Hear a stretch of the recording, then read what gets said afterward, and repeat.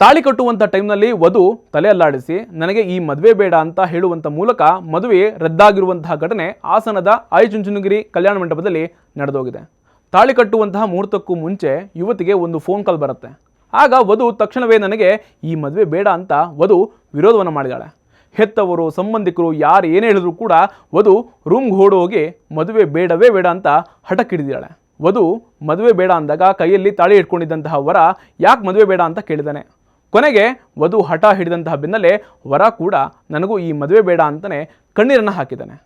ಮಗಳು ಮದುವೆ ಬೇಡ ಅಂದಿದ್ದಕ್ಕೆ ಪೋಷಕರು ಸಹ ಕಣ್ಣೀರಿಟ್ಟಿದ್ದಾರೆ. ಮದುವೆಗೆ ಮಾಡಿದಂತಹ ಖರ್ಚು ಎಲ್ಲ ವ್ಯರ್ಥ ಆಗಿದೆ. ಎಲ್ಲ ಮುಗಿದು ತಾಳಿ ಕಟ್ಟುವಂತಹ ಟೈಮ್ನಲ್ಲಿ ಹುಡುಗಿ ಒಪ್ಪಿರಲಿಲ್ಲ. ಹುಡುಗಿ ಮನೆಯವರು ಕಾಲಿಗೆ ಬಿದ್ದು ಕೇಳಿದ್ರು ಕೂಡ ಮದುವೆ ಆಗೋದಕ್ಕೆ ಹುಡುಗಿ ಒಪ್ಪಲೇ ಇಲ್ಲ. ಏನು ಅಂತ ಕೇಳಿದಾಗ ಮತ್ತೊಬ್ಬ ಹುಡುಗನನ್ನು ಲವ್ ಮಾಡ್ತಿರೋದಾಗಿ ಪೋಷಕರಿಗೆ ಗೊತ್ತಾಗಿದೆ. ಕಲ್ಯಾಣ ಮಂಟಪಕ್ಕೆ ಭೇಟಿ ಕೊಟ್ಟಂತಹ ಹಾಸನದ ಪೊಲೀಸರು ಹುಡುಗ ಹುಡುಗಿ ಹಾಗೂ ಸಂಬಂಧಿಕರನ್ನ ಪೊಲೀಸ್ ಠಾಣೆಗೆ ಕರೆದುಕೊಂಡು ಹೋಗಿದ್ದಾರೆ. ಮುರಿದು ಬಿದ್ದಂತಹ ಮದುವೆ ಬಗ್ಗೆ ಹೆಚ್ಚಿನ ವಿಚಾರಣೆಯನ್ನು ಮಾಡ್ತಾ ಇದ್ದಾರೆ.